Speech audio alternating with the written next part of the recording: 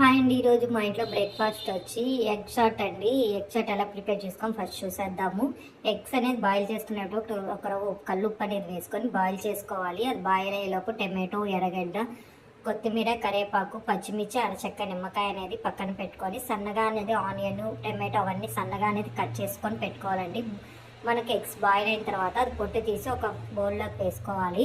ఆ బౌల్లోకి వేసుకున్న తర్వాత సన్నని పీసెస్గా కట్ చేసుకోవాలండి. విత్ ఎల్లోతో పాటు కట్ చేసుకున్న తర్వాత ముందుగానే కట్ చేసి పెట్టుకున్నాం కదండి ఆనియన్, టమాటో, కొత్తిమీర, కరివేపాకు, పచ్చిమిర్చి, అలాగే అరచెక్క నిమ్మకాయ అనేది పిండుకొని ఉప్పు, గరం మసాలా, మిరియాల పొడి అనేది వేసుకొని బాగా మిక్స్ చేసుకోవాలండి.